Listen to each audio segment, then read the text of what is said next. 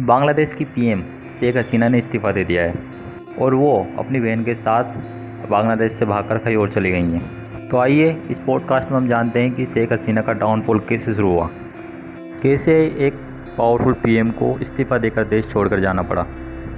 इसकी शुरुआत 5 जून को हाईकोर्ट के उस फैसले से हुई जिसमें हाईकोर्ट ने स्वतंत्रता सेनानियों के परिजनों और दूसरों को 56% कोटा देने को कहा। इसके खिलाफ छात्रों ने प्रदर्शन किया और जगह जगह इसके खिलाफ प्रदर्शन होने लगे। ये प्रदर्शन इतना बढ़ गया कि इसने एक हिंसक रूप ले लिया। प्रदर्शनकारियों ने जगह जगह हिंसा की और पानी जलाई और सड़कें जाम की। प्रदर्शन में ज़्यादातर छात्र ही थे जो उनके खिलाफ थे। बांग्लादेश का ये प्रदर्शन तब और भड़क गया जब बांग्लादेश की पीएम शेख हसीना ने प्रदर्शनकारियों को रजाकर यानी कि गद्दार कहा। उन्होंने कहा कि जो भी प्रदर्शनकारी हैं ये गद्दार हैं। इससे प्रदर्शनकारियों में शेख हसीना के खिलाफ और गुस्सा भर गया। प्रदर्शन धीरे धीरे बहुत बढ़ गया।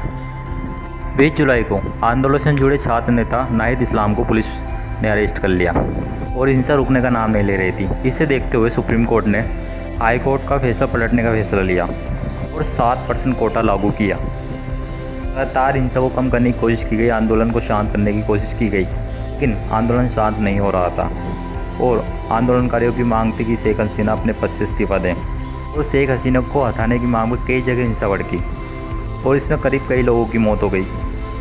एंड अंत में 5 अगस्त 2024 को शेख हसीना ने अपने पद से इस्तीफ़ा दे दिया एंड बांग्लादेश को छोड़कर वो किसी और देश के लिए रवाना हो गई, क्योंकि प्रदर्शनकारी उनके घर में भी घुस गए थे।